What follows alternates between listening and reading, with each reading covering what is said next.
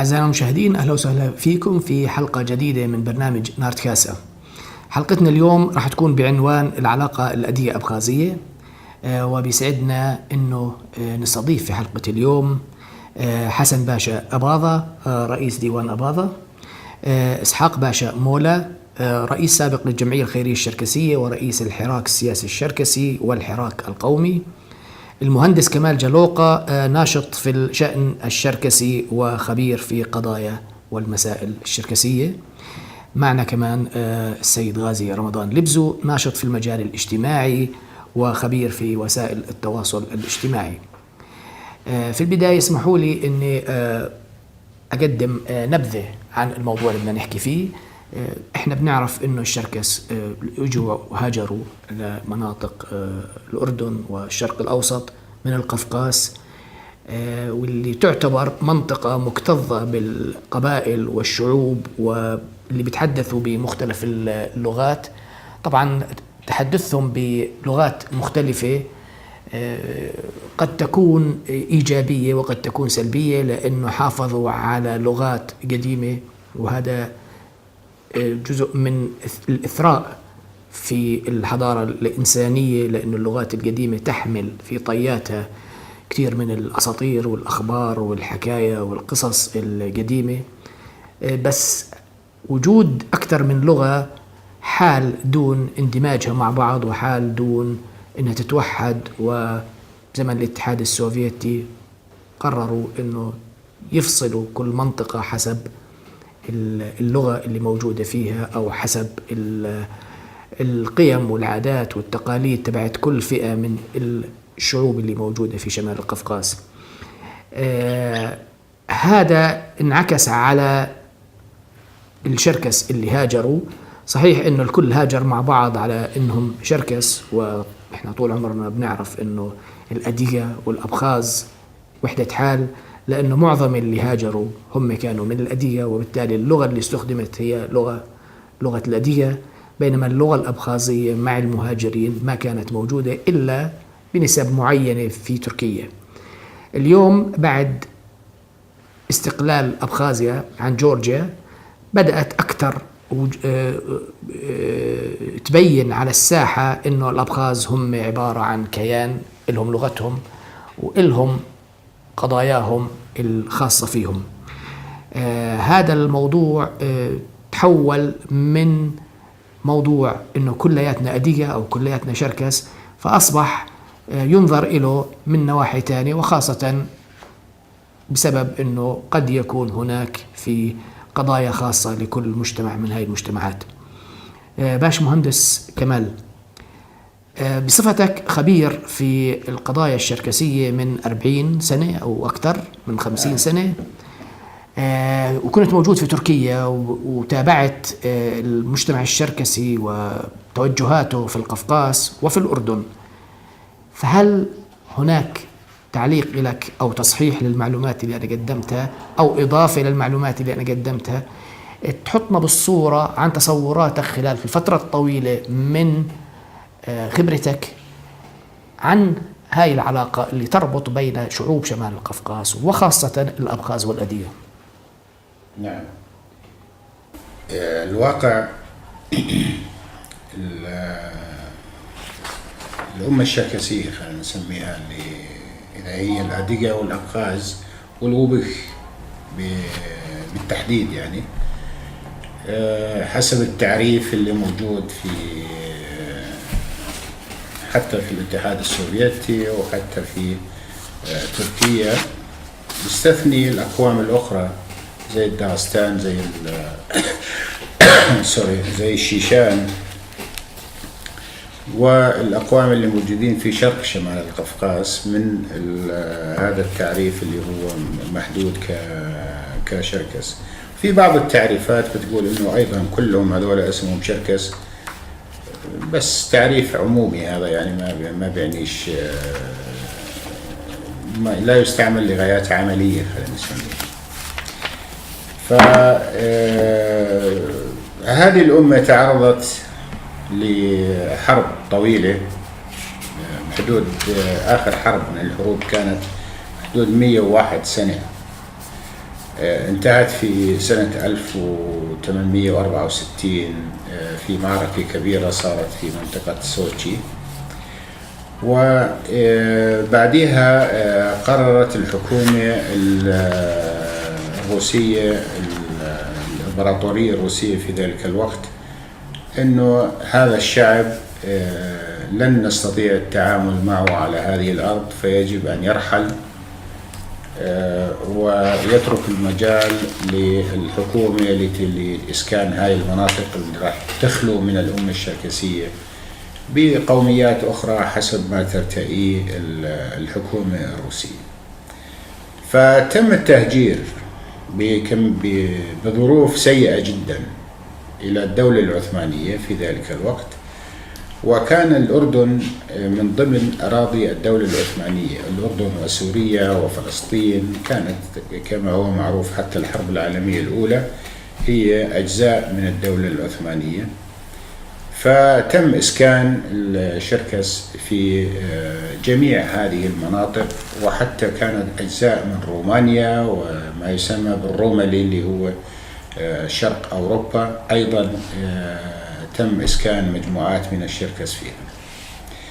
هلأ الشركس اللي اجوا لهذه المناطق كانوا تقريبا يسيطر عليهم من حيث اللغة الأديجية، يعني هم الأغلبية كانوا. وأيضا القرى التي تواجدوا فيها كانت الطابع العام فيها أنه يحكوا باللغة الأديجية اللي هي لغة المجموعات الرئيسية: القبرديل، الأبزاك، البجدوغ والشابسو. حتى القرى اللي كانت منعزلة، يعني أصلهم مثلا وبخ أو أصلهم أبخاز. الأبخاز كمان يعني أكثر من مجموعة، كانوا في أبخاز كانوا عايشين لحوالي 300-400 سنة بين الأديجة في الأباظة في القفقاز والآخرين. فكانوا يحكوا داخل مجتمعاتهم وقراهم بلغتهم الخاصة، ولكنهم كانوا يعرفوا بالإضافة إلى ذلك اللغة الأديجية. كانت هي اللغة السائدة في هذا المجال. هلا صارت ظروف الحرب العالمية الأولى، وأصبحت دول مثل الأردن وسوريا وفلسطين خارج نطاق الدولة التركية، ومنطقة الروملي اللي هي يوغوسلافيا، رومانيا، بوسنيا، البلقان يعني هذه المناطق تقريبا تم إخلاءها من إعادة تهجير للشركس اللي كانوا متواجدين هناك. جزء منهم أسكنوا في داخل الأناضول، والجزء الآخر في جزء منهم مثلا القرى اللي موجودة في فلسطين هم من أصولهم من اللي كانوا في الروملي اللي هو البلقان. هلا الطابع العام لهاي القرى كلها كان الطابع الأديجة الشركسي يعني.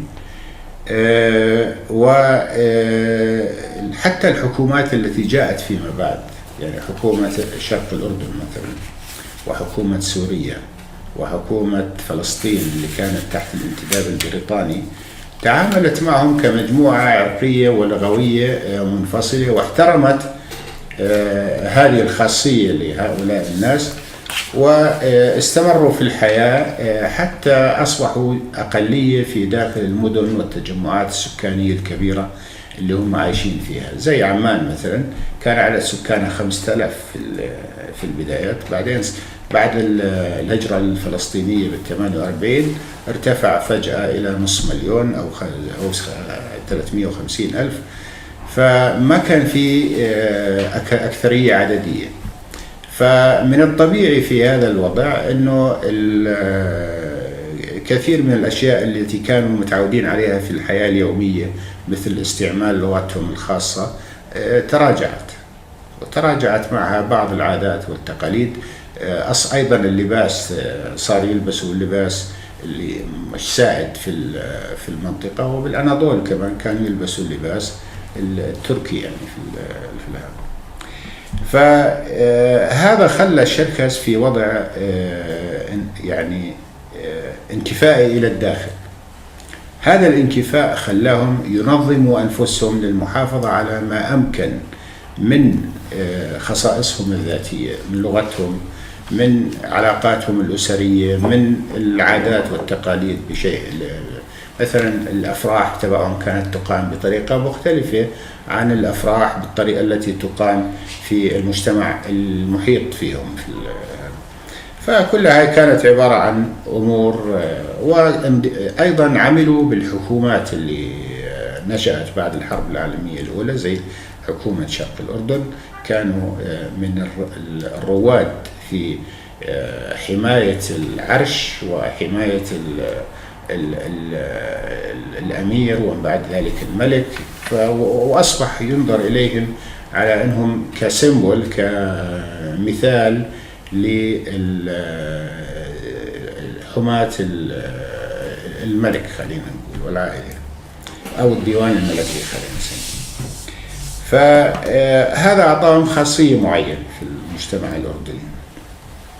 نرجع شوي للقفقاز. في القفقاز قامت في سنة 1917 الثورة البلشفية، وتم عمل حكومة مؤقتة لإدارة شؤون البلاد بعد ما تم القضاء على الحكم القيصري. فهذه الحكومة المؤقتة قامت بعدد من الإجراءات اللي لا تزال آثارها موجودة حتى يومنا هذا. من هذه الإجراءات اعتبروا أنه هدول أقليات لغوية وعرقية ويمكن أن يديروا أنفسهم بأنفسهم. هاي الصفة حصلوا عليها في تلك الفترة في سنة 1917 لل21 تقريبا. بعد ذلك اجت الحكومة البولشيفية اللي هم حكومة الاتحاد السوفيتي اللي أقيم بعد ذلك، أيضا احترم هذا التوجه واعتبر أنه هدول عبارة عن أراضي تخص هاي الأمة أو هاي، لكنها بشيء من لغايات الإدارة خلينا نقول. الحكومات دائما بتفكر بطريقة فرق تسد، فخلوا الأبخاز لحال والشابسوغ لحال والأديجي مع أنه يعني جورجيا، بلد زي جورجيا عبارة عن 4-5 قوميات وحدوهم مع بعض وعملوا كيان سموه جمهورية. لا، حتى في جورجيا كان في كيانات صغرى بس في كيان موحد لهم. يعني بشمال القفقاز ما عملوا كيان موحد لهاي 4-5 ما عملوا كيانات، وقالوا انه احنا بدنا نعمل مثلا جمهورية. لانه الازمه اللي عايشوها هذه الامه اللي حاربتهم ل100 سنه ما كان بدهم اياها تتوحد تحت رايه من جديد. في اهداف سياسيه من وراء او يمكن ستالين بهذيك الفتره كان له وزن، بما انه ستالين جورجي. يمكن بس برضه ستالين ما كان يفتي لحاله يعني في القضايا. كان في هناك البوليت بيرو اللي هو المكتب السياسي هو اللي، وكان فيه تواجد يهودي كبير في هذا المكتب السياسي في البدايات. فبالنهاية يعني هي معادلات سياسية. معادلات. خلينا نمشي شوي للأعوام اللي 30 سنة لورا. في 30 سنة صار تغييرات كبيرة جدا في العالم. من هاي التغييرات طبعا التغييرات اللي حصلت في فلسطين، قيام دولة إسرائيل، تراجع الأنظمة العربية وأخذت طابع آخر. هذا الطابع ما كان كثير بهمه وضع الشركس أو كيف ممكن يكونوا، إلا بما يعني يخدم أهدافه بشكل أو بآخر. فهذا خلى الشركس يعيدوا تنظيم أنفسهم من جديد بطريقة مؤسسية. يعني أول جمعية شركسية أنشئت الجمعية الشركسية في عمان سنة 32، وكانت المثال اللي احتدوا فيه كان موجود أول جمعية بالأردن، يعني أول جمعية أردنية. بس كان في جمعيات سابقة لها هدول أخذوها كمثال.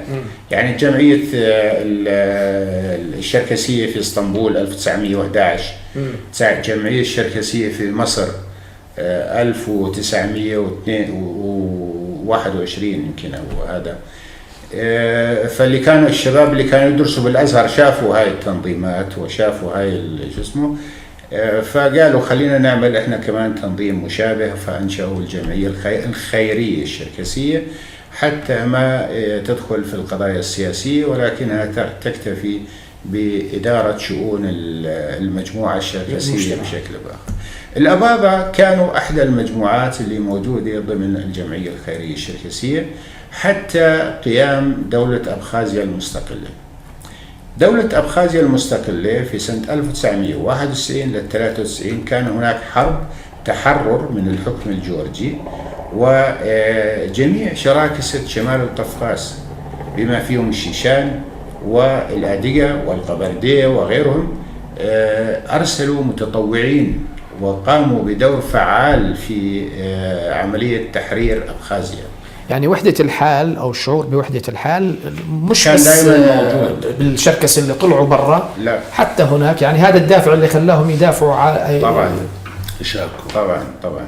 بالإضافة من الأردن كمان راح ناس، ومن الأردن وسوريا كمان راحوا قاتلوا، ومن تركيا راح ناس كثير كمان بالضبط. فهذا اللي بخليني يعني أنا شخصيا لا أؤمن بأنه في هناك تفرقة بين مكونات الأمة الشركسية بما فيهم الأبخاز اللي هم أولاد عم قريبين جدا للشركس، يعني لغتهم ولغة الأديقة هم مستمدين من لغة واحدة في القديم. والوبخ هو الفرع الثالث كان، لكن الوبخ بسبب كونهم على شاطئ البحر الأسود وبسبب كونهم مقاتلين شرسين تم القضاء عليهم بالكامل، إما تهجيرهم بالكامل أو كثير منهم توفوا في الحروب هذه. فنيجي للوضع في الواقع الحالي بعد ما قامت دولة أبخازيا المستقلة التي لم تعترف بها إلا عدد قليل من الدول منها روسيا. فروسيا حاولت أنه تستغل وضع أبخازيا أمام التنامي قوة جورجيا. جورجيا كانت مهيئة لتدخل في حلف الشمال الأطلسي، فروسيا ما كان من مصلحتها أن تسمح بذلك. لذلك تم احتضان خلينا نقول أبخازيا المستقلة، وتم مساعدة أبخازيا وأوسيتيا الشمالية في الحرب اللي صارت فيما بعد اللي أقامتها جورجيا تحت حكم ساكاشفيلي لاستعادة أبخازيا وأوسيتيا الشمالية. فهذا ساوى نوع من الفصل العرقي واللغوي وحتى السياسي والتنظيمي بين ما يسمى بأبخاز وما يسمى بأديقة في يعني هذا الموضوع بعد سنة خلينا نسميها بال95 فما بعد. الآن في كثير من الناس صار عندهم خلط إنه طيب هذول كانوا مجموعة واحدة، ليش صاروا مجموعتين في الوقت الحاضر؟ وهل فعلا هم مجموعتين عرقيا وإثنيا ودينيا ولغويا، ولا هم بالأصل مجموعتين قريبتين من بعض من الناحية الإثنوغرافية؟ اللي حاولت أشرحه أنا أنهم أولاد عم قريبين جدا من بعضهم البعض، والظروف هي التي أدت إلى هذا الفصل. طبعا احنا خلينا ندخل بتفاصيل أخرى، يعني المقدمة اللي تفضلت فيها نعم. مقدمة مناسبة مشان نكمل الحوار. يمكن الباشا حسن عنده كمان ما يضيف في هذا طبعا في هذه النقطة بالذات. أكيد. اسمح لنا هلا ننتقل، يعني أنا حابب ننتقل للسيد غازي. السيد غازي عم بيتابع بشكل مباشر وحثيث السوشيال ميديا أو وسائل التواصل الاجتماعي وطريقة تداولهم للقضايا أو لهاي القضية بالذات بالمجمل العام للقضايا الشركسية، وهاي القضية بالمجمل العام بالمجمل الخاص. فهل يتم تداول هاي المسألة بطريقة مناسبة على حد علمك، على حد مشاهداتك؟ يعني زي ما تفضل الباش مهندس، هل يتم نقل المعلومات بالطريقة المدروسة الصحيحة أم هل هناك في عشوائية بهذا الطرح؟ يعني أنا ما بدي أكرر الكلام اللي تفضل فيه الباشمهندس. إحنا أمة واحدة سابقا وحاليا، لكن في لظروف خاصة ممكن يعني أنا بدي أحسن الظن عن حسن نية في أفراد أو أطراف فاتت على الموضوع هذا وشوهته نوعا ما. يعني احنا المفروض كأسرة، يعني انت كأسرة في بيتك ابنك عنده خصوصية، بنتك عندها خصوصية، يحترموا خصوصية بعض، لكن ضلهم أسرة واحدة. لا شك انه في شريكين اساسيين في هاي المعادله اللي هم جورجيا وروسيا، وفي حقيقه لا يختلف عليها اثنان، انه لا جورجيا ولا روسيا بتساعد اي جهه حبا وكرامه، مصالح وسياسه، وهذا شيء مشروع لهم ومشروع لنا ايضا، انه نتقبل هاي المساعده لتحقيق اهداف مستقبليه سواء على المدى القريب او المدى البعيد. ف بالفعل يعني انا سمعني احكي انه قصر النظر من المتداخلين في هيك مواضيع ونقاشاتهم ما عمقت. أما إذا استمر هذا الحال راح تعمق وتظهر شرخ غير موجود، يعني شرخ غير موجود راح تحدثه. فيفترض إنه نحترم خصوصيات بعض. أبخازيا تلقت مساعدات هائلة سياسيا وأكيد ماديا من روسيا. ما بصير احنا ننكر عليها انها تقبل هذه المساعده. يعني روسيا الطرف الوحيد غير الشعوب كشعوب زي ما ذكر الباشمهندس ساهمت في النضال والتحرر. غير روسيا ما قدم للابخاز شيء، لا من داخل الفيدراليه الروسيه ولا من خارجها. فما بصير احنا ننكر على الابخاز انهم يتقبلوا هذه المساعده. وبالنسبه لجورجيا بنفس الوقت، جورجيا دوله مستقله وجاره في المنطقه، اعترفت بالاباده والتهجير الشركسي. فبرضه بعتقد على الأبخاز إنهم ما ينكروا على الشركس إنهم يتقبلوا هذا الموقف، بالإضافة إلى فاتحين متحف شركسي في تبليسي عاصمة جورجيا، ودعم معنوي ودعم سياسي للقضية الشركسية. فهذا شيء جيد.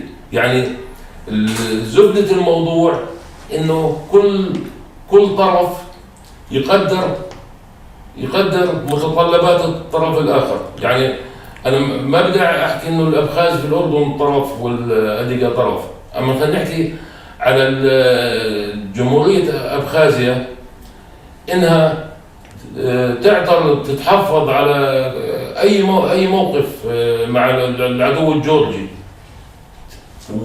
بس يتفهموا إنه في حد ما نطلب زيادة عن المستطاع القبول فيه من أطراف أخرى. وبالنسبة كمان للأدقة، طبعا الأدقة عدوهم التقليدي روسيا، صحيح هم جمهوريات ضمن جمهوريات الاتحاد الروسي، لكن عمليا محكومين من قبل الروس 100% محكومين من قبل الروس. فإنه أبخازيا على علاقة وطيدة وحميمة مع روسيا، لازم احنا نقدر هذا الموقف ونقدر متطلباتهم، وما نطلب منهم إعادة روسيا أو يقاطعوها مثل ما كان في مطالبات بالسابق بالنسبة لقضية نوسوتشي وأمور زي هاي. ما نزيد عليهم الضغط. خلي كل إنسان أو كل جهة تاخذ دورها وتاخذ فرصتها، واللي بحقق لنا المصالح والمكاسب بالنهاية شو بتحقق أبخازيا، هذا مصلحة للكل، لأنه إحنا واحد دكتور وليون الإخوان، إحنا واحد. شو بتحقق أبخازيا؟ إحنا كسبانين، كلنا كسبانين. شو بتحقق الحركة القومية الشركسية من جورجيا من غير جورجيا؟ برضه إحنا كسبانين. يعني الملخص إنه ما بيمكننا إنه نسيطر على كل شخص بالداخل في موضوع على الفيسبوك، لكن إذا اللي بيعتبر حاله مستوعب المعادلة موجود مستوعبها حقيقة، بيقدر يعمل بركات لهاي الناس، وخاصة لما يكون الناس مؤيدين إله. يعني اللي حامل البيرق تبع التقارب من جورجيا بيقدر يعمل بريك على الجماعة اللي معه بطريقة أو بأخرى، طريقة دبلوماسية.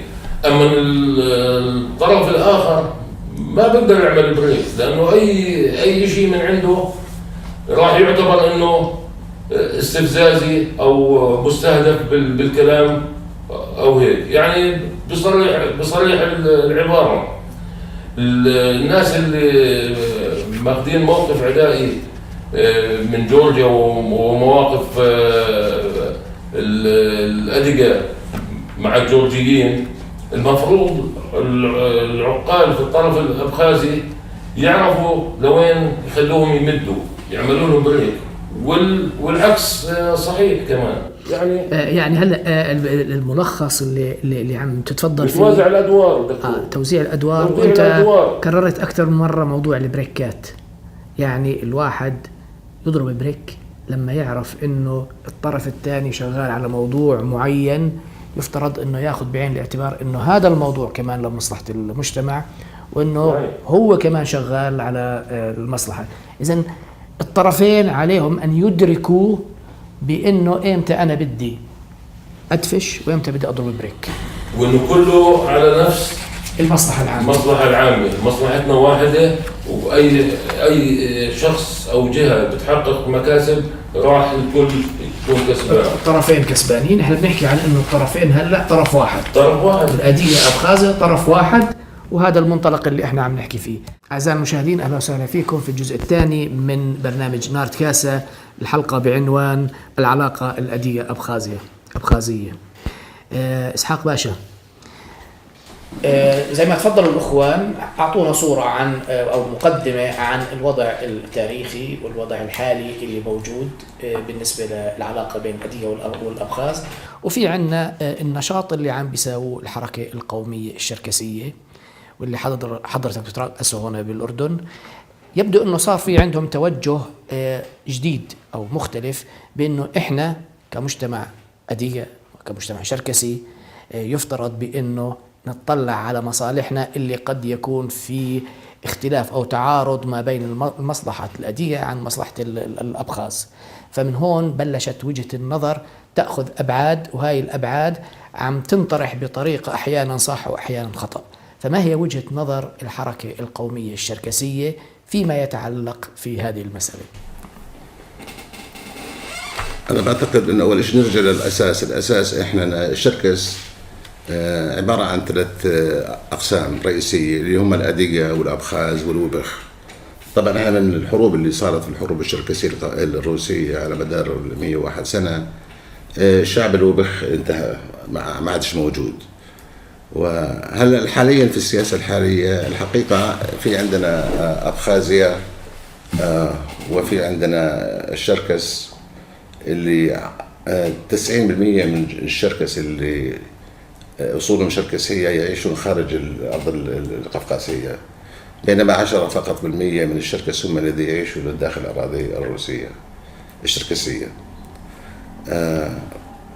هلا اللي بتطلب انه برزت قضيه الابخاز وقضيه القضيه الشركسيه، انه روسيا بالتسعينات دعمت اعتقد القوه الوطنيه الابخازيه في حربها ضد جورجيا، وبنفس الوقت انه انا بعتقد انه كمان احنا الشركس في الوطن الام بشركيسيا، والشركس الموجودين في الاردن، والشركس الموجودين بسوريا كمان هم توافدوا وهم ساعدوا اخواننا الابخاز على هذا الموضوع، حتى بالنهايه حصلت بالتسعينات حصلت ابخازيا على حقوقها، على استقلالها وانفصالها من جورجيا.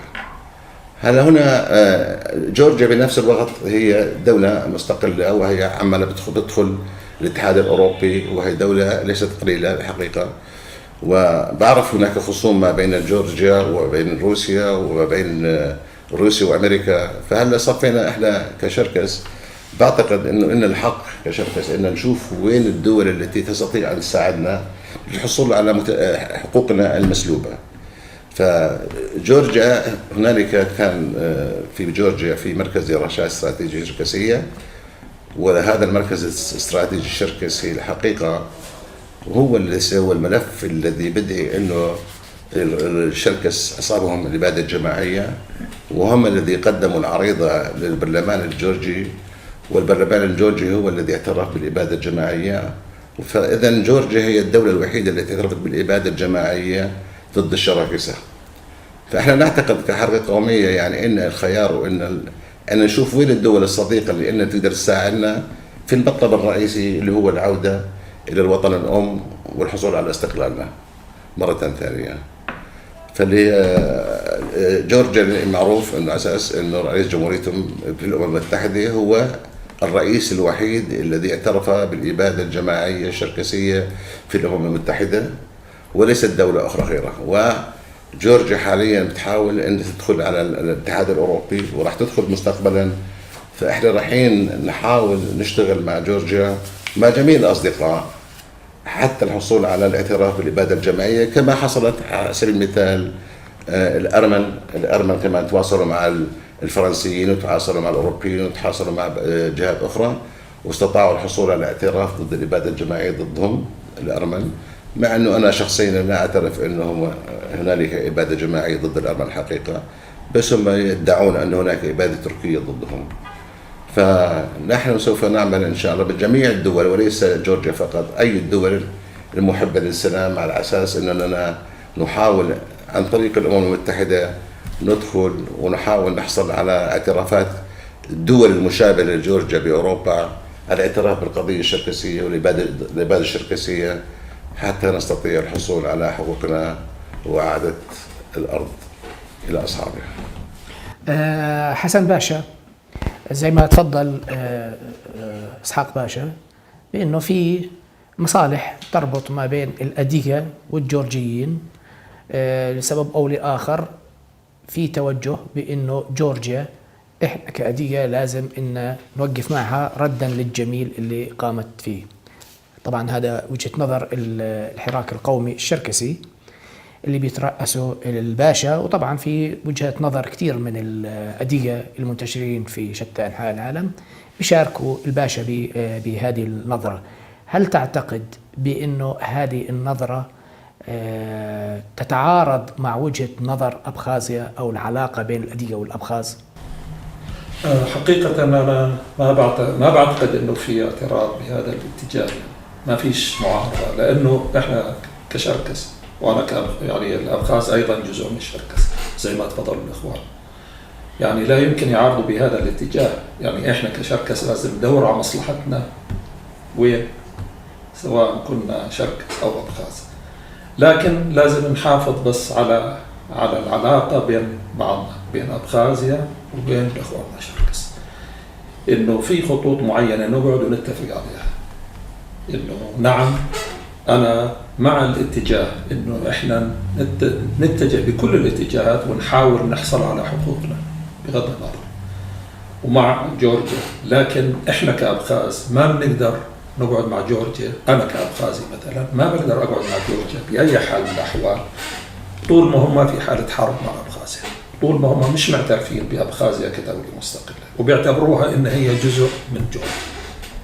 إذا أنا كأبخازي مش ممكن، لكن بعتقد إنه أي واحد من أديجا أو من شراكسة إنه يتصل معهم ويحاول يحصل على أي شيء لمصلحة الشركس ما في أي مشكلة، لكن بشرط إنه زي ما حكيت إنه يحافظوا كمان على العلاقة بيننا وبين إخواننا الشركس، إنه ما يتعدوا على هاي العلاقة، إنه إحنا نقعد ونتفق على خطوط معينة.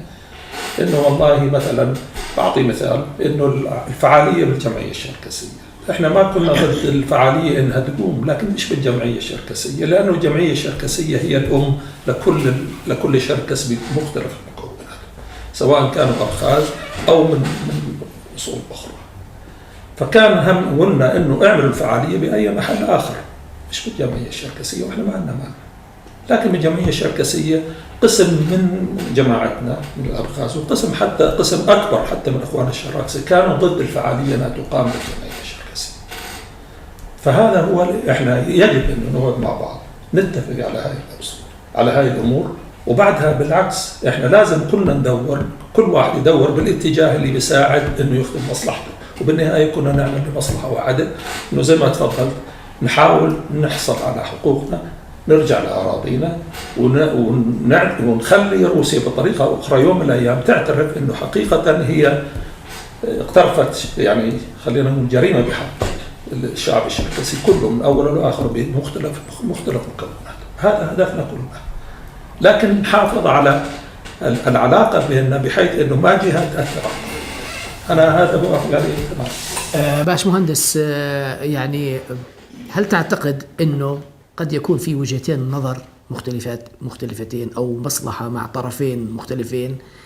هل تعتقد أنه في إمكانية أنه يتم التنسيق بحيث أنه إحنا نستفيد من الطرفين دون يمس ذلك على العلاقة اللي موجودة في البيت الداخلي؟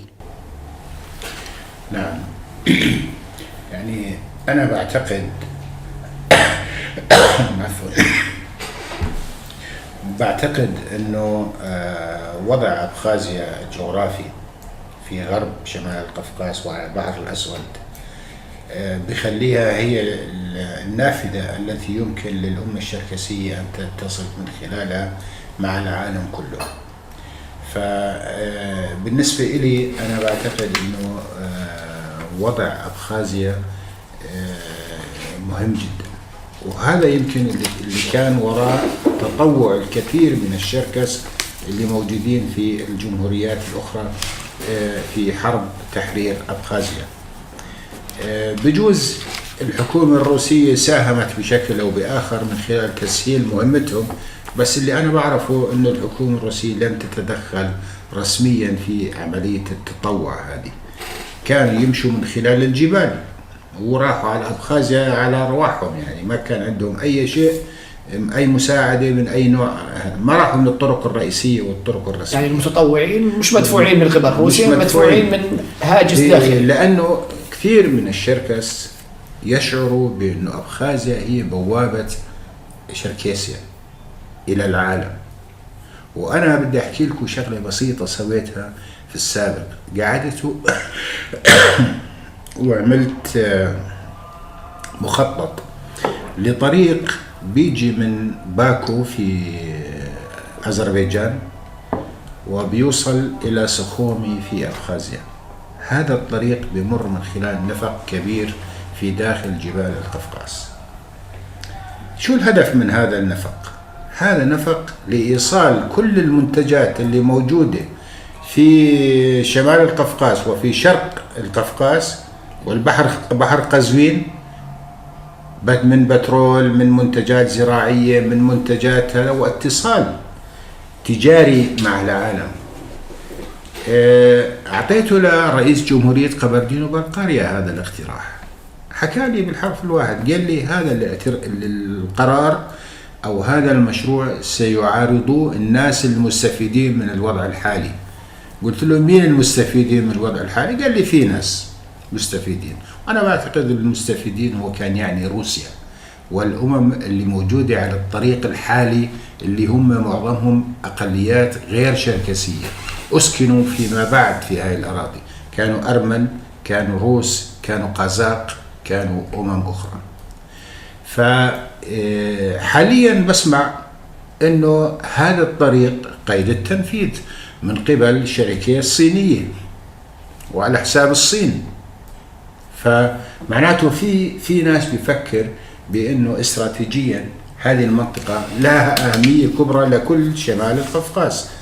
إذن أنا ما بصير كسياسي أني أعمل إحباط لهذا التوجه، لأنه بالمحصلة ما بيخدم مصلحتي. طبعا من الجانب الآخر في هناك الجانب الجورجي اللي هو بسبب عداءه مع روسيا، بسبب رغبته في استعادة أبخازيا لأسباب أخرى كثيرة لها علاقة بعلاقته مع أوروبا.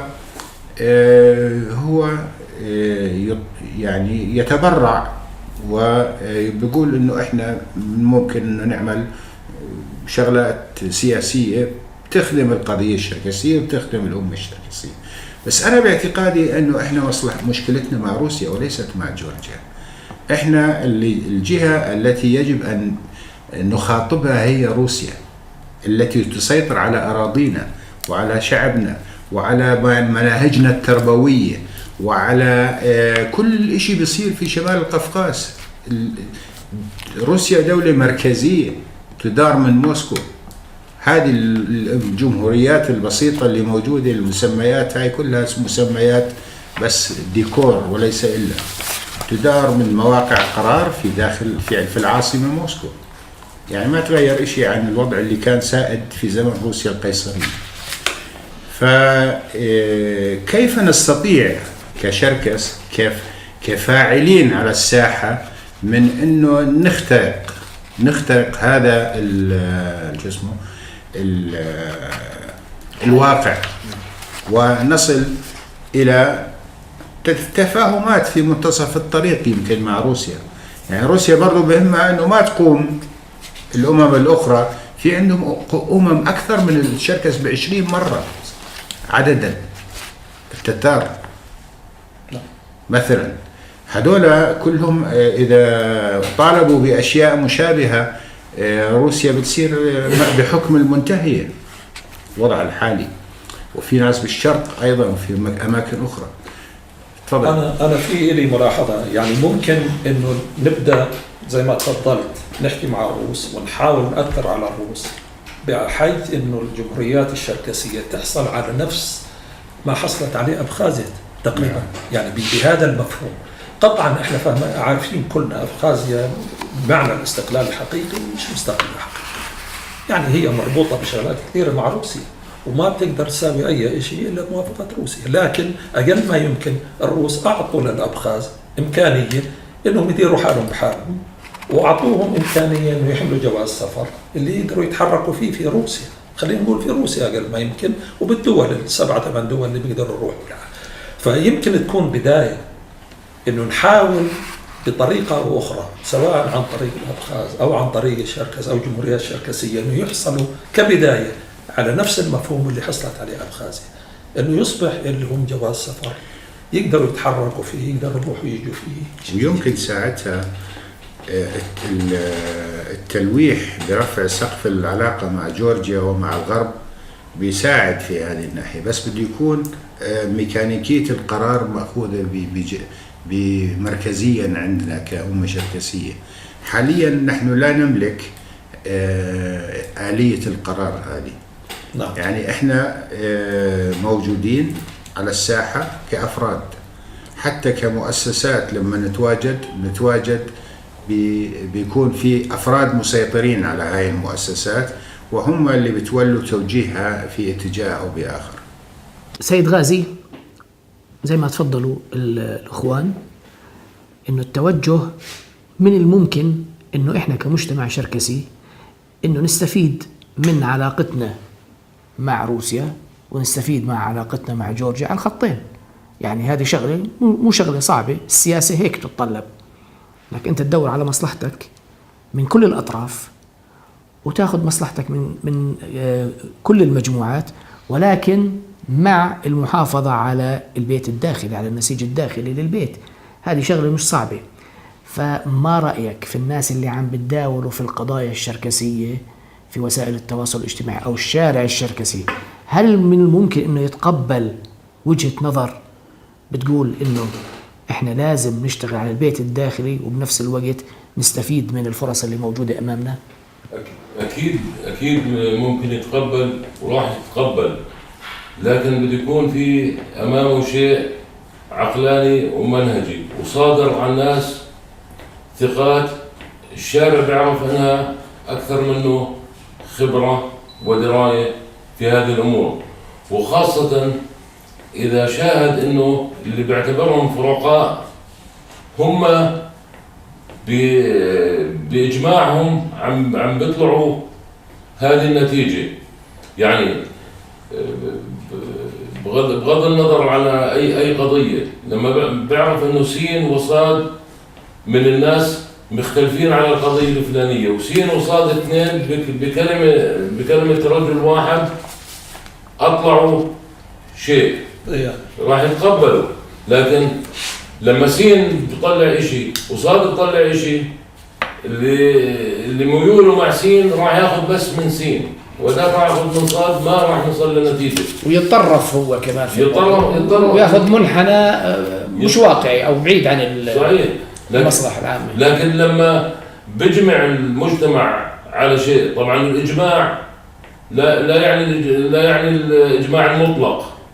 لما الفاعلين والناشطين في موضوع ما بيجمعوا على شيء، الناس بتمشي معاهم، لكن لازم التنسيق بالدرجة الأولى يكون هو سيد الموقف. إسحاق باشا، حاليا احنا بنعرف انه العلاقة بين الأبخاز والأدية لابد من تنسيقها، بحيث حتى لو كان في مصالح قد تختلف أحيانا في بعض الأمور، إلا أنه في عندنا المصلحة المشتركة العامة اللي هي بتشكل أهمية كبرى في وجود علاقة مبنية على أسس واضحة. فما رأيك خلال الفترة القادمة، ما الذي يعني إيش هو اللي علينا أن نساويه مشان نخلي علاقتنا علاقة مبنية على أنه نكسب بكافة النواحي، نكسب علاقتنا كأدية وأبخاز، ونكسب من علاقتنا مع روسيا، ونكسب مع علاقتنا مع جورجيا؟ تفضل. أنا بعتقد أنه الفعالية الأخيرة اللي صارت بالجمعية الخيرية الشركسية برز عنا سوء تفاهم الحقيقة، لأنه أساسا إحنا كأدية وأبخاز إحنا شعب واحد، وعشنا من ما أجوا أبهاتنا وأجدادنا لهذا البلد، وإحنا نعيش على أساس إنه الأباظي أخونا والأديجي أخو الأباظة، وما كانش فينا تفريق في هذا الموضوع. وأنا بعرف إنه كل الأباظات أساسا كان يحكوا أدية، لما اجوا لهون كانوا يحكوا أدية هم، لأنه هم بتهيألي أنا في إحدى العصور إنه حوالي 500,000 واحد أبخازي تركوا أبخازيا وإجوا على الأراضي التركية وعاشوا هناك بتركيا، يعني بعد الحرب. فالأكبر عدد موجود هلا أظني أبخازي موجودين في تركيا إذا مش غلطان. صحيح.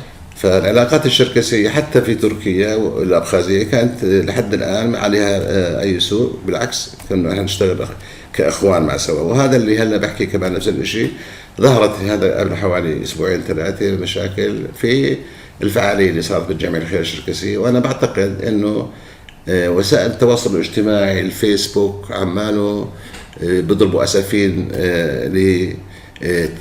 لفسخ هالعلاقة الأخوية اللي مستمرة منذ سنوات طويلة. فأنا في الحراك السياسي الشركسي بدعو أخينا الباشا على أساس هو كمان يشكل مجموعة من جماعته، من جماعة الأباظيين، على أساس نقعد إحنا الأباظيين ونقعد إحنا الأدية مع سوا في البيت واحد في الحراك السياسي الشركسي، ونتحدث بالتفاصيل بشكل مطول على أساس شو الصيغة المناسبة اللي نقدر إحنا نتفق عليها مشان هذا الموضوع إحنا نعممه على أخواننا الشركس والأباظات اللي عايشين مع سوا، لنحافظ على اللحمة اللي مستمرة لحد الآن. يعني حتى ما يكون في حساسيات يعني في اتخاذ أي قرار. بالضبط، على أساس إنه القرارات اللي بدنا ناخذها إحنا في هذا الاجتماع هي قرارات تكون ملزمة لجماعتنا والأخوان، على أساس إنه أخوان أساسا إحنا، يعني عرفت كيف؟ مش لازم يصير في شق في هذا الموضوع اللي صار قبل حوالي كم أسبوع.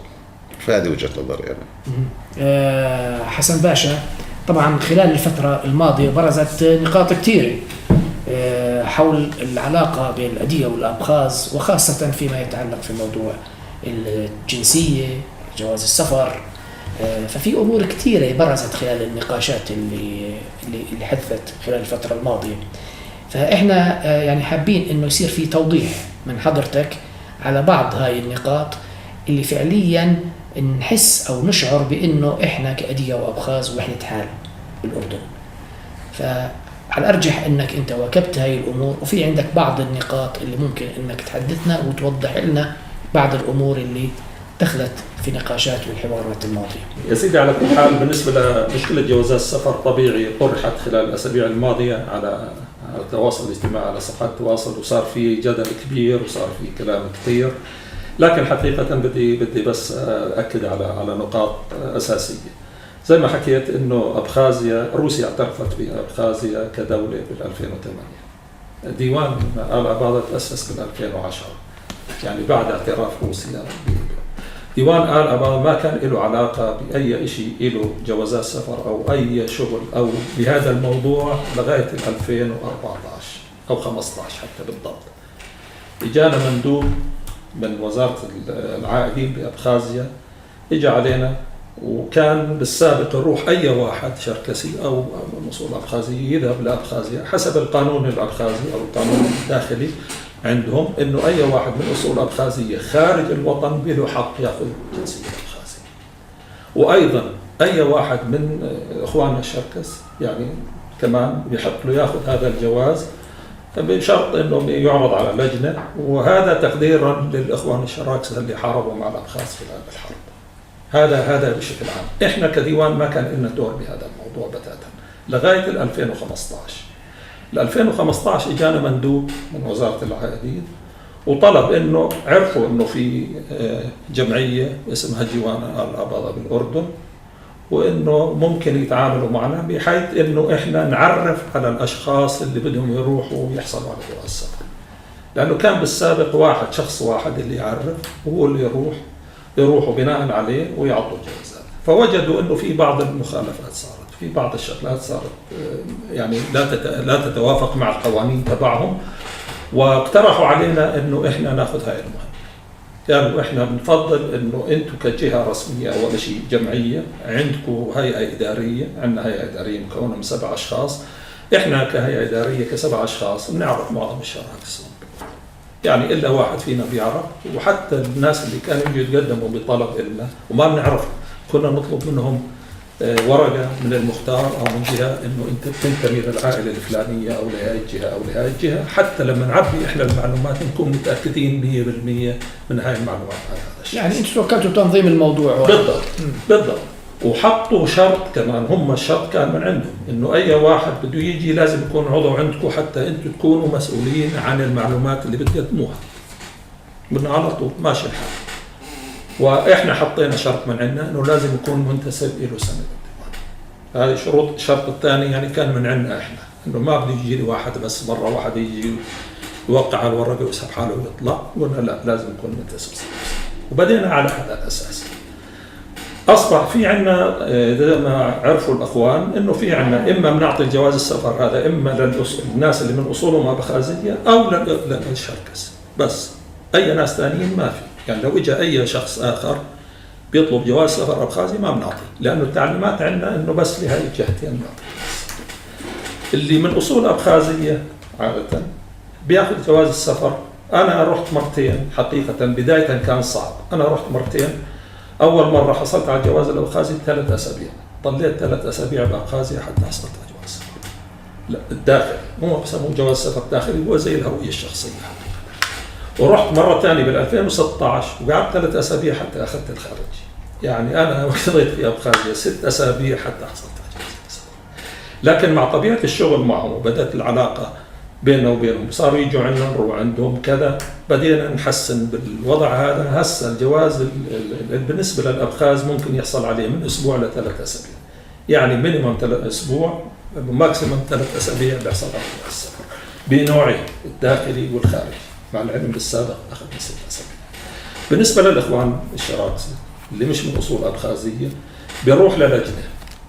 اللجنة يعني بعد ما يتعبى، وضروري كل شخص بده يحصل على جواز سفر بيروح على أبخازيا. إحنا من هون ما بنعبي أي شيء، بنعبي ورقة بنقول إنه هذا الشخص اسمه فلان الفلاني حسب جواز سفر الأردني، وبنحط إنه من العائلة كذا، والعائلة هل هي أبخازية أو شركسية فقط. بيروح لأبخازيا، في نموذج زي ما عندنا هون جوازات، بيعبي النموذج، بيقابل لجنة، بيقابلوه وبيشوفوا بعد ما يقتنعوا انه بحق له انه يحصل على جواز السفر، بيمشوا بمعاملته. اذا كانوا ابخازي بياخذوا خلال 3 أسابيع، اذا كان مش ابخازي بيروح للجنة، واللجنة اقل شيء بين 3 أشهر وممكن تاخذ سنة حسب ما بتجتمع اللجنة. وهذا هو بالنسبة للجوازات. نيجي لمشكلة العائلات، او انه في بعض العائلات، ليش بعض العائلات بتوقع على ورقة، او هاي اللي بسموها انه تنازل عن الجنسيه، عن القبيله او اسم العائله. حقيقه هذا الحكي هو مش تنازل. هلا بالجواز الخارجي نفس المعلومات اللي موجوده بالجواز السفر الاردني يتم كتابه المعلومات تماما زي جواز السفر الاردني. يعني اذا بتاخذ جواز السفر الابخازي الخارجي بتقارن مع جواز السفر الاردني، هو تماما زي جواز السفر، ما في أي اختلاف. بالنسبة للجواز الداخلي عندهم مشكلة القوميات اللي موجودة بأبخازيا. عندهم أكثر من قومية، يعني بدي أعطيك، عندهم مثلا عندهم أرمن، عندهم مثلا جورجيين، يونانيين، في تتار، حتى في البرلمان في لهم. فهم حتى ينظموا يعرفوا حقيقة جنسي، يعني كل مجموعة من المجموعات لمين تنتمي، فبيضطروا يحددوا داخليا عندهم حتى يعرفوا قديش عدد الأبخاز، قديش عدد الأرمن، قديش عدد التتار، قديش عدد اليونانيين. هاي لأسباب أنتم عارفين وإحنا عارفينها، مشان انتخابات، مشان يعرفوا هم شو ثقلهم، وخاصة الأرمن عددهم مقارب للأبخاز. فهم بيضطروا إنه يعرفوا كل واحد لأي قبيلة ينتمي. مثلا أعطيك أنا مثلا أباظة، الأباظات في عندهم القبيلة فيها أكثر من 6 أو 7 فروع. فمثلا أنا تشبة، في واحد كتشبة، في واحد مغز، في كذا. فهم لازم هاي الورقة يحددوا أنت لأي عائلة من العائلات يحطوها عندهم. هاي لمعلوماتهم الداخلية. ونفس الشيء بالنسبة للأبزاخ. الأبزاخ عندهم كمان نفس الشيء، أكثر من عائلة، يعني القبيلة كبيرة لكن فيها فروع. فالفروع هاي بيحاولوا يحطوا كل واحد بالفرع تبعه، وين هو، شو هذا اسم العائلة ضمن القبيلة اللي هي الأبزاخ. فبيخلوك توقع على الورقة هاي، وبعدها مشان ناحية تنظيمية داخلية هم يعرفوا شو المعلومات اللي موجودة عندهم. بأي حال من الأحوال ودينا للوزير وطلبنا منه تفسير، إنه يا أخي أنتوا ليش بتسووا هاي؟ قال أول شيء الجواز الخارجي تبعكم الأردني تماما زي ما هو مكتوب بجواز السفر الخارجي تبعكم، إحنا بنحط الجواز الأبخازي. هاي لنواحي تنظيمية داخلية. هسا اللي بده جواز السفر الأبخازي لازم يحط هاي المعلومة، ما بيحط هاي المعلومة ما بنعطيه جواز، لأنه هاي إحنا قوانين عندنا داخل الدولة، وإحنا لنا الحق نعمل قوانين تتناسب مع مصلحتنا كدولة. يعني أنا جواز السفر الأردني اللي حامله هسه، لو قلت لهم بديش تحطوا لي إياه أردني، حطوا لي والله أنا من أصول قوقازي، بيقبل؟ يعني الحكومة الأردنية بتقبل إنه أنا تكتب لي أنا مش من أصل أردني قوقازي جواز سفر؟ مثلا بتقول لك أنت حامل جواز أردني، معناته أنت أردني، مزبوط ولا لا؟ وأنا معترف إني حامل جواز سفر أردني أردني. إذا أي واحد بده يجي يحمل جواز سفر الأبخازي المفروض يقول إنه أنا أبخازي. أما يقول أنا مش أبخازي لا وبدي جواز سفر أبخازي، يعني لا ينطبق، مش معقول. يعني ما زال أنا جاي مقدم لجواز سفر أبخازي، أقل ما يمكن قدام الأبخاز أبخازي. زي ما أنا حامل جواز سفر أردني بدي أقول أنا أردني، لكن إذا قلت أنا مش أردني وأعطوني جواز سفر، حدا بيعطيني جواز سفر؟ لو رحت على أمريكا وقلت أنا مش أمريكي وأعطوني جواز سفر، حدا بيعطيني. إذا هذا هو المنطق، إنه أنت ما زال قبلت إنك تأخذ جواز سفر الأبخازي بدك تعتبر أبخازي. أما إذا بتقول أنا مش أبخازي لا تطلب جواز سفر الأبخازي بكل بساطة، وهذا اللي حكاه الوزير. إذا العائلات هاي هم تنظيم داخلي حتى يعرفوا قديش عندهم من هاي العائلة، قديش عندهم من هاي العائلة، قديش جوازك السفر الخارجي ما فيها شيء.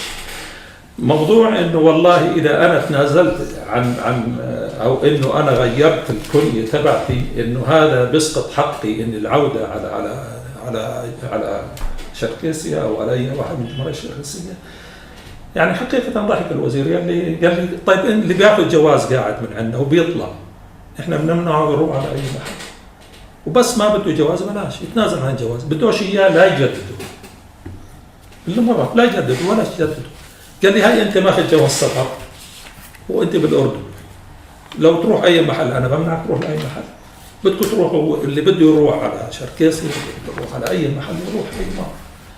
قال لي ايضا كمان جواز سفر الابخازي بيساعد اي احد من اخواننا الشركس لما يجي لهسه مثلا ابسط مثال طارق هلا اخذ جواز سفر، الفيزا تبعه انتهى بس معه جواز سفر، لما دخل راح على مايكو اخذ اقامه 3 اشهر، يعني بدخوله بجواز سفر الابخازي اعطاه الفرصه انه هو 3 اشهر داخل هلا انتهت المدة بيقدر يرجع لأبخازيا يوم واحد ورد يطلع مرة ثانية وبياخذ إقامة 3 أشهر.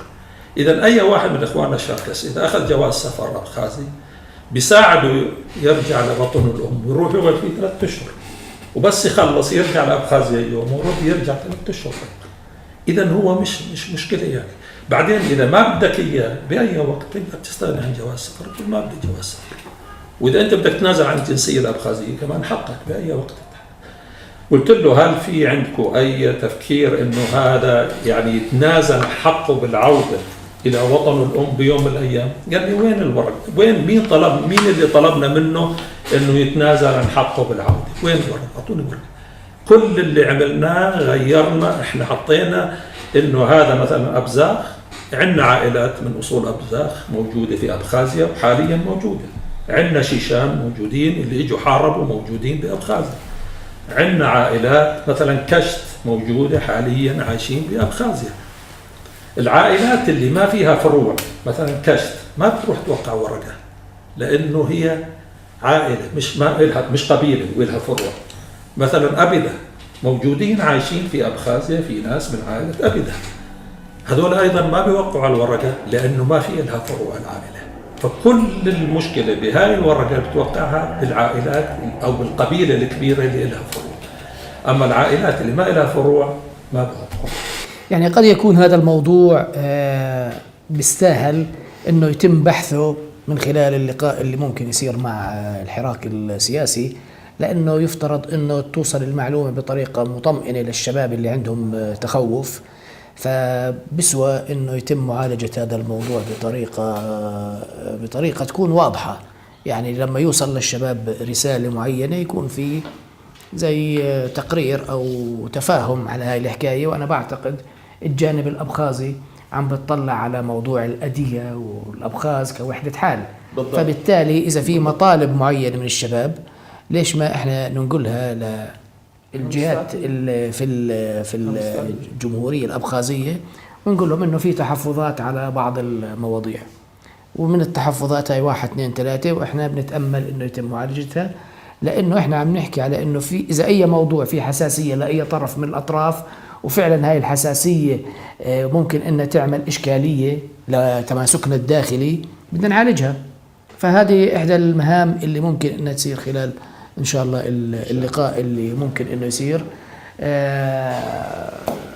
سيد غازي حابب تضيف على هذا الموضوع؟ تفضل. والله بحب إذا سمحتوا لي يعني إضافة بسيطة زي ما تفضل الباشا، يعني موضوع المنح الجواز يا اما الابخازي اللي من اصول ابخازيه بياخذوا خلينا نحكي من بما يساوي عندنا دائرة الأحوال مباشرة لهم الصلاحية، يا إما اللي ما بده يعني اللي بده ياخذ كأدقة هم ما بمانعوا برحبوا ياخذوا يروحوا يحكي أنا أدقة من القرية الفلانية بالأدقة أو بالقبردية، لكن بالقانون عندهم هاي بدها تنعرض على لجنة رئاسية بدها موافقة زي ما بيحكوا عنها رئاسة وزراء، عندهم بده يوافق على لجنة رئاسية رئاسة الدولة، تأخذ زي ما تفضل من 3 أشهر ل6 ممكن من سنة، وما يقلق بالموضوع، يروح يقدم انه أدقة ما منعوا، بالعكس برحبوا بحملوه على كوفر راحة. واللي كمان من مرة متخوف لا يقدم على الجواز الأبخازي. يعني احنا بدنا الناس يقدموا، بدنا نشجعهم انهم يقدموا. انا شخصيا انا بشجع مش من اليوم، من لما سمعت جواز الأبخازي بشجع اي واحد انه ياخذ جواز أبخازي. جزء مضى الوقت احكي ليش، اما بشجع بقوه، مش هيك بس، لا بقوه بشجع. يعني احنا بهمنا انه اذا في اشكاليه معينه انه يتم تجاوزها، حلها. الحل مش القطيعه، الحل انه نسعى انه نلاقي بعض النقاط الثغرات اللي موجوده اللي نقدر نروح عند الناس المعنيين اصحاب القرار ونقول لهم يا جماعه حلوا لنا المساله الفلانيه. هي طبعا افضل من انه يكون في قطيعه وانه نحكي والله يا عمي بدناش الجواز وبدناش مصالحنا. لا يا سيدي انا يعني حقيقه بدي احكي لك، انا استمعت مع رئيس الجمهوريه وكان موجود وزير المعارف وحكينا بموضوع الجوازات، وكان حكيه مباشر انه اخواننا شركس حاربوا معنا، اي واحد منهم بده جواز احنا مستعدين نعطيه. زي ما تفضل، إذا هو من أصول أبخازية بياخذ حسب القانون، إذا هو من إخواننا شركس بياخذ بيروح على اللجنة وبياخذ، وأهلا وسهلا بأي واحد بيحب يحمل الجواز. أما إنه زي ما تفضل إنه نجبر حدا، ما جبرنا حدا ولا نطلب من حدا، لكن اللي بيحب ياخذ هالجواز أهلا وسهلا فيه، اللي ما بيحب ياخذ الجواز الخيار له بس. يعني لا احنا بدناش نحكي انه ما بدنا نجبر حدا، لا احنا بدنا نحكي انه بدنا نشجع الشباب، ولكن بدنا نحاول اذا كان في عندهم حساسيه او ثغرات معينه بدنا نحاول نعالج لهم اياها بالطريقه. على طول احنا مستعدين اي تساؤل او اي شك بشيء معين يسالونا، اذا عندنا جواب نعطيه، ما عندنا جواب مستعدين نجيب. صحيح ابدا. ولكن زي ما حكيت يعني مفهوم الحكومه الابخازيه بالنسبه لاخواننا الشركس انه احنا واحد زي ما تفضلت تماما، انه ما في فرق بيننا. اذا انت تشعر انه هذا الجواز بيساعدك خذ، تشعر انه جواز ما بيساعدك لا تاخذ. بس زي ما تفضلت كمان احنا بنشجع الاخوان، بس برضه صدقني يعني زي بعض الناس كانوا يقولوا انه بدهم يحاولوا يجيبوا كل الشركس ويجيبوا ابخازيا كلها 8600 كيلومتر، ما بتسع نجم من نجم الشركس، يعني ما بتسع كل العدد الكبير اللي بنفكر انه لو بدنا نقول كل الشركس وما فيهم الابخازيا، ما بتسع حقيقه. يا سيدي لما الامور تكون مش واضحه بيصير في تشوش، فاحنا وظيفتنا انه نسعى لايصال المعلومه المناسبه، وان شاء الله خلال اللقاء القادم ممكن انه نعالج هذا الموضوع. باش مهندس، احنا زي ما بلشنا معك بدنا كمان ننهي معك. تسلم. بدي احكي عن موضوع العلاقات بين المؤسسات الشركسيه. انا ابني انتخب رئيسا للجمعيه الشركسيه في انقره. بسلام. وفي هاي الجمعية مؤسسة سنة 64. وفي عدد كبير من الجمعيات في نفس أنقرة شركسية أو قفقاسية، ولكن ما في أي اتصال بينهم. هو عمل اجتماع الأسبوع الماضي قبل 2-3، دعا كل هذه الجمعيات إلى حفل تعارف، بحيث أنه نشوف شو الإمكانية لتنسيق أعمالنا مع بعض. فأنا بدعو إنه على المستوى الأردني نعمل شيء مشابه، لأنه صار وضعنا غريب كشركسي. أي واحد منا بيشوف إنه الجو مش ملائمه بيروح بيعمل جمعية لحاله. بعد فترة بصير منبوذ من الآخرين، وهو بصير ينظر إلهم على أنه مش متعاونين أو مش معترفين فيه أو شيء. فيمكن هذا الحكي كمان كخطر أو كموقف مش واضح.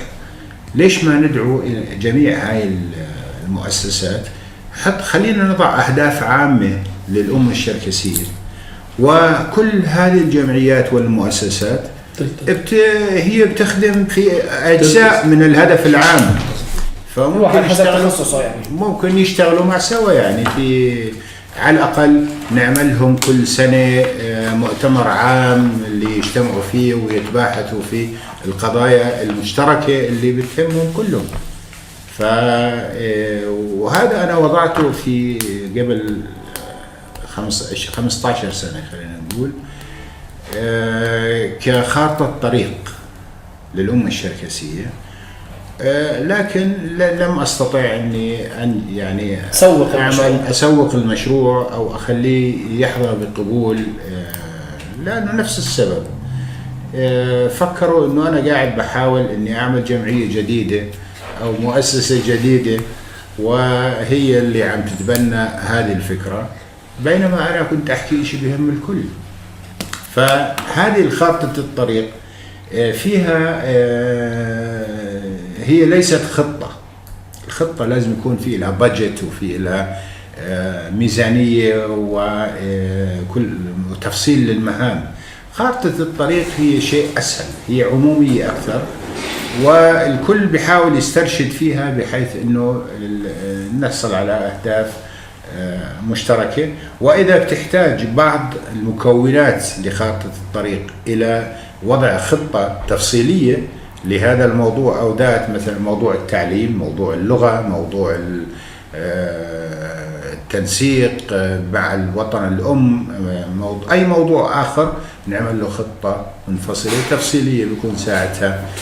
وهذه الخطة في لها مسؤوليات وفي لها ميزانية وفي لها خطوات تفصيلية يعني لازم تنعمل. وهذا اللي حاب أنهي فيه، يعني أعتقد أنه مهم جدا في هذا الموضوع. يعني إحنا متفقين أنه لابد من مزيد من التنسيق ما بين المؤسسات، ما بين الأفراد النشيطين في المجتمع، ما بين الناس اللي بتطلعوا بشكل موضوعي على أنه يكون البناء الداخلي للبيت الشركسي يكون في أحسن أحواله. لابد من أنهم يقعدوا وينسقوا أمورهم مع بعض وينتبهوا على القضايا اللي ممكن تسبب حساسية لأي طرف من الأطراف المتواجدة. وبعتقد أنه هذا إشي مش صعب، إشي في متناول الإيد. وإن شاء الله هي مجموعة الحراك السياسي أبدو بادرة في هذا الموضوع، وإن شاء الله تتعمم على باقي المؤسسات والجهات والمبادرات الشركسية النشيطة اللي بهم المصلحة العامة. أنا بنهاية اللقاء بدي أشكركم الباشا حسن أباظة، الباشا إسحاق مولى، والمهندس كمال جلوقة، والسيد غازي رمضان. شكرا جزيلا وإلى اللقاء.